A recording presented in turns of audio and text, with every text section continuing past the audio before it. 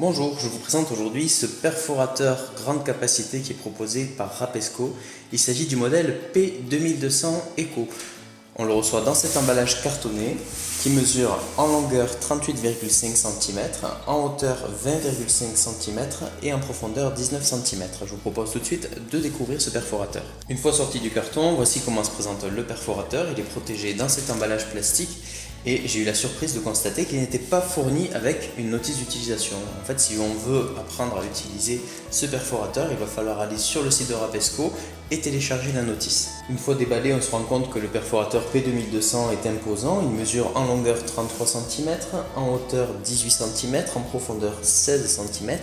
Et il est assez lourd. En fait, au niveau des matériaux, il est fait à partir de plastique. Il a un châssis en métal, ce qui lui confère une bonne stabilité lorsqu'on perfore un grand nombre de feuilles simultanément. Sur la face arrière du perforateur, on a une petite zone où on peut retirer le cache en plastique et mettre des annotations sur par exemple le nom du propriétaire, ou si le perforateur est utilisé dans un service particulier d'une entreprise, indiquer le nom du service, par exemple service comptabilité, service commercial, etc. Ce perforateur permet de perforer à 2 trous, mais il permet également, à l'aide des guides papier, de perforer à 4 trous. Pour cela, on a les repères avec l'inscription 888 qu'il va falloir suivre pour perforer manuellement 2 trous, puis à nouveau 2 autres trous. Sur la partie supérieure du perforateur, on a des instructions en anglais qui expliquent comment remplacer les poinçons qui sont situés ici et ici, et comment remplacer également les rondelles lorsque celles-ci sont trop abîmées. Les perforateurs sont situés de part et d'autre du tiroir à confetti. On peut les retirer facilement en abaissant le petit loquet jaune et en tirant vers soi. Et on voit comment sont conçus ces perforateurs. On a un côté très tranchant ici, ne pas s'amuser à mettre les doigts. Et à chaque fois qu'on va perforer des feuilles, les confettis vont remonter à travers le poinçon. Ils vont remonter dans l'appareil et ils vont sortir sur la partie supérieure pour finalement tomber dans le petit tiroir. Voilà le principe de fonctionnement du stockage des confettis. Lorsque l'on perfore les feuilles, les poinçons vont rentrer en contact avec les rondelles en plastique que vous voyez de part et d'autre. Et en fait, à chaque fois, ces rondelles vont marquer.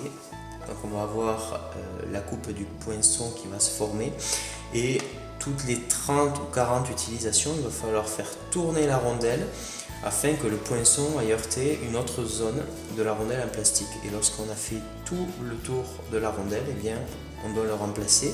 Ici, on a un réceptacle pour mettre les rondelles en stock. Donc il va falloir s'en procurer en avance, justement lorsque celles qui sont fournies sont trop abîmées. Et ici, on a des emplacements pour mettre des poinçons en remplacement. Au niveau de la qualité de perforation, je n'ai pas grand chose à reprocher au P2200. En atteste le rendu que j'obtiens sur les différentes feuilles que vous voyez sur la vidéo. On a une coupe globalement précise, c'est lié à l'utilisation de poinçons creux. De même, l'ergonomie de la poignée a été bien étudiée, ce qui permet de perforer plusieurs feuilles simultanément sans fournir d'efforts particuliers. Donc par exemple, si je prends, là j'ai 5-6 feuilles, je les place sur le perforateur, j'abaisse la poignée, je relève, et on voit que mes feuilles ont été perforées sans aucune difficulté. Là j'avais 4 feuilles. On va prendre un autre exemple avec là un paquet de feuilles bien plus imposant. On les positionne, on abaisse la poignée. Et là encore une fois, je ne fais pas d'effort particulier. Et on constate que l'intégralité des feuilles ont été perforées. Étant donné que ce perforateur est prévu pour des tâches lourdes, c'est-à-dire qu'il peut perforer jusqu'à 150 feuilles en épaisseur 80 grammes, on va tester avec un gros tas de feuilles et on va voir ce que ça donne. Donc je les glisse dans le perforateur et j'abaisse la poignée.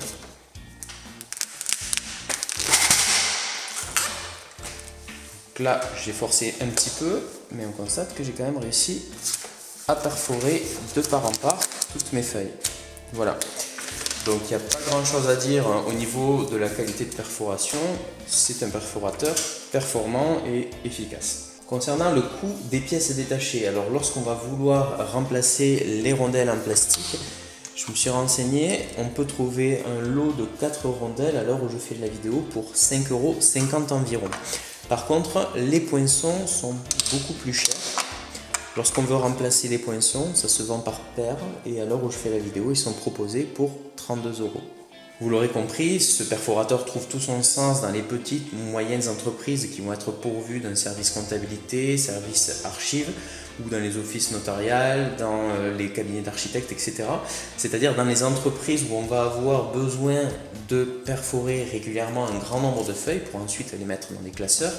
Et dans ce cadre-là, ce type de matériel trouve tout son sens. Au niveau des points positifs, j'apprécie la bonne stabilité de ce perforateur, c'est lié à son châssis en métal. La poignée est ergonomique et robuste et elle permet de perforer sans effort un grand nombre de feuilles simultanément. Le tiroir à confetti est bien pensé. J'apprécie que ce matériel soit garanti pendant 15 ans et enfin que la perforation soit de bonne qualité et surtout précise.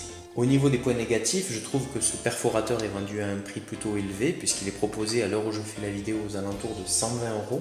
Ça reste du matériel encombrant, j'évoquais les dimensions au début de mon test. Je regrette que Rapesco ne fournisse pas des rondelles plastiques ou des poinçons supplémentaires pour anticiper une usure de ceux qui sont déjà présents dans le perforateur. Le design du perforateur est somme toute traditionnel, je trouve qu'il manque un petit peu de modernisme. Je regrette le prix des pièces détachées lorsqu'on achète une paire de poinçons. Je rappelle qu'ils sont vendus 32 € pour une paire. Et enfin, je regrette que le fabricant ne fournisse pas de notice d'utilisation avec son perforateur, mais qu'il faille aller télécharger la notice sur le site internet du fabricant. Je vous remercie d'avoir visionné cette vidéo et je vous dis à bientôt pour un prochain test.